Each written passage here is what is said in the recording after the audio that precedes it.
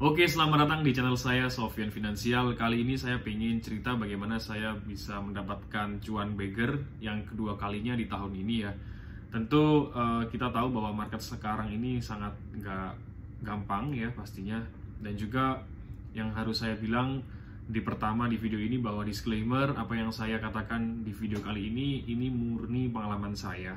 Dan saya ingin cerita terkait apa aja tips-tipsnya untuk bisa mendapatkan cuan 100% lebih ya.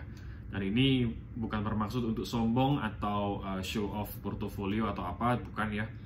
Tapi yang jelas saya murni ingin berbagi kepada teman-teman yang masih pemula ya, khususnya bagaimana sih cara mendapatkan bisa tumbuh aset kita 2 kali lipat begitu. Saya pertama nggak muluk-muluk ya, kita bisa mendapatkan ratusan persen, ribuan persen lah, seperti mungkin teman-teman bisa sebut seperti Lo Keng Hong atau mungkin investor-investor hebat yang di sana ya, yang ada di luar gitu ya. Cuman kita kembali lagi ke basic-basic sederhana aja ya, bahwa saham itu selama kita bisa beating IHSG atau mengalahkan IHSG itu sebenarnya sudah cukup baik. Katakanlah IHSG dalam setahun 10%, teman-teman bisa mendapatkan 15%, itu sudah sangat-sangat bagus. Jadi tentu beggar, cuan ratusan persen itu bisa jadi bonus lah ya. Atau bisa dibilang itu tambahan return untuk portofolio kalian. Itu satu. Kedua, soal mindset ya, bahwa dalam melakukan aset alokasi di saham untuk mendapatkan beggar itu, pertama alokasinya itu jangan all in teman-teman. Itu yang harus diperhatikan. Kenapa? Karena kalau kita melakukan modal 100% atau terlalu besar bobotnya di saham yang kita bidik untuk menjadi beggar, katakanlah saham X gitu ya, kita all in di saham itu. Tentu untuk mendapatkan beggar itu sedikit kita bermain di psikis ya. Iya kalau kalkulasi kalian itu 100% benar gitu. Karena dalam emiten-emiten yang calon-calon beggar ini itu memiliki kadar resiko yang harus diperhatikan oleh teman-teman.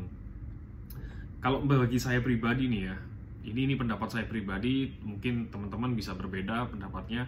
Kalau saya pribadi, emiten cyclical, emiten yang berpotensi beggar itu memiliki chance hampir 50-50. Ya kalau memang itu bisa turn around, jika story-nya itu bisa berbalik arah, itu mungkin bisa jadi bonus ya rezeki kita. Tapi kalau misalkan itu tidak sampai turn around dan kita bisa menunggu bertahun-tahun, itu malah jadi bencana juga buat kita. Karena saya dulu mengalami hal yang serupa. Waktu itu dulu tahun 2017, kita kan 2017 itu mengalami bullish batubara ya. Saya masih ingat harga batubara per ton pada saat itu sekitar 120, dan itu saham-saham batubara sudah naiknya gila-gilaan. Indika aja saya masih ingat itu berada di 4.000 teman-teman. Nah saya waktu itu beli emiten yang namanya MBSS, anaknya Indika Energi ya, pelayaran itu. Itu saya menganggap valuasi masih murah, masih wajar ya, dan ini saya yakin itu bisa menjadi calon beggar lah 100% atau 50% ke atas deh gitu. Cuman kesalahan saya adalah pada saat itu saya terlalu fokus modal saya dan aset saya terlalu banyak di MBSS, jadi bobotnya terlalu besar. Dan alhasil ketika story itu sudah berubah, cerita turn around sudah tidak lagi batubara sebulis itu, akhirnya terjadi penurunan yang sangat signifikan. Dan pada saat itu terakhir saya pernah minus 70% ya MBSS itu, dan saya menunggu hampir 4,5 tahun lebih. Ya, jadi kesalahannya di situ banyak sekali. Pertama, saya terlalu besar bobotnya di satu saham, dan satu saham itu pun saham siklikal. Itu kesalahan terbesar saya dalam investasi pasar modal, khususnya saham. Kedua, saya juga terlalu yakin dan overconfident pada batubara pada saat itu. Makanya teman-teman harus pahami dulu nih, jika masih pemula ya, saya tidak menganggap teman-teman tidak menyimak laporan keuangan. Saya pasti yakin teman-teman sudah mahir dalam membaca LK gitu. Cuman jangan terlalu overconfident, jangan terlalu overconfident. Jadi pahami dulu sederhana secara resiko ya. Ya kalau dari saya pribadi, saya biasanya kalau melakukan emiten yang alokasinya untuk calon beggar itu biasanya antara 10-30%. Tapi rata-rata saya biasanya 20% ya untuk saham-saham yang calon beggar. Contoh saya alokasi BRMS pada tahun lalu itu pada saat harga masih di area 70 sampai 90. Itu satu, dan alhamdulillah di tahun 2022 ini kan kita sudah lihat BRMS sudah 250-an.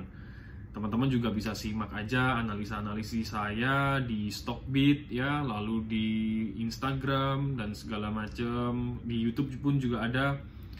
Dan yang paling ini adalah Bumi ya, karena Bumi ini menjadi cukup luar biasa di tahun ini. Dan pada saat saya merekomendasikan Bumi ini, memang Bumi masih berada di area 50 sampai 55.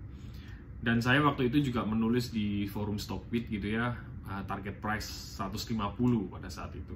Itu saya juga dibully ya, dibully habis-habisan bahwa saya menggunakan kalkulator pasar lah, hitungan dari mana Pak, terus ya banyak lah komentar-komentar, termasuk di YouTube juga ya, itu tentang saya mengulas Bumi, itu beberapa komentar negatif atau pesimis itu juga banyak. Perlu dipahami adalah tips yang ketiga, kalau kita ingin melakukan alokasi di saham-saham seperti ini, beggar gitu ya, teman-teman harus punya kontrarian, pemikiran yang kontrarian. Artinya apa yang orang-orang itu takutkan, tapi Anda harus yakin pada emiten itu. Contoh nih, orang memikir bahwa Bumi itu memiliki manajemen yang buruk di masa lampau, memiliki GCG yang kurang baik lah, terus juga saham yang beredar terlalu besar lah, kalau naik susah. Banyak hal-hal negatif atau pesimis yang diberikan ke emiten-emiten kayak Bumi gitu contohnya. Nah, teman-teman dari sisi investor yang menginginkan beggar itu harus punya rasa berbanding terbalik nih pemikirannya. Ketika orang-orang ini pada takut, pada pesimis, nah teman-teman harus punya nyali ya, dan tentu nyali itu didasarkan atas dasar kalkulasi. Kalau kalian memiliki kalkulasi yang cukup bagus gitu ya, seperti misalkan emiten lain gitu ya, punya pendekatan atau analisis sendiri, dan Anda yakin, ya udah masuk. Tapi tetap seyakin-yakinnya Anda, teman-teman jangan terlalu overconfident. Itu harus diperhatikan, karena mencari beggar itu kadang-kadang tidak langsung dalam jangka waktu yang pendek, teman-teman. Itu butuh waktu. Dan juga tips selanjutnya adalah yang keempat, soal horizon waktu. Jika teman-teman itu memiliki waktu tunggu 3 tahun ke atas gitu ya, artinya teman-teman sebenarnya ada sedikit kalkulasi yang keliru di situ, melakukan valuasi ya. Kalau misalkan teman-teman bisa mendapatkan beggar dalam waktu di bawah 3 tahun, nah berarti itu bisa dikatakan cukup lumayan cepet sih ya, karena mendapatkan beggar apalagi setahun gitu atau hitungan bulan, itu sangat-sangat luar biasa. Karena biasanya rata-rata emiten-emiten yang berpotensi turnaround itu rata-rata di area 3 tahun, atau memiliki contoh valuasi-valuasi yang ya banyak ya, pendekatan-pendekatan untuk beggar misalkan dengan book value atau EV to EBITDA, lalu enterprise value dan segala macam. Jadi intinya tadi yang pertama, bobotnya jangan terlalu banyak. Saya pesan mungkin 10-30% dari aset. Kedua, jangan terlalu overconfident. Seyakin-yakinnya Anda, saya akui mungkin itu analisis teman-teman di saham-saham around itu sangat bagus, cuman jangan terlalu pede lah. Karena batasin, kalau terlalu over ekspektasi, takutnya nanti psikis yang bermain. Ya, kalau sudah psikologi yang bermain, analisis kita ini kadang sudah hambar gitu loh. Itu yang kedua. Lalu yang ketiga, soal horizon waktu. Jadi usahakan kalkulasinya tepat ya, artinya jika durasi waktu teman-teman daya tunggunya itu 3 tahun ke atas, nah itu bisa dievaluasi lagi. Itu sih dari saya, semoga bermanfaat teman-teman. Jangan lupa subscribe, like, and comment. Thank you.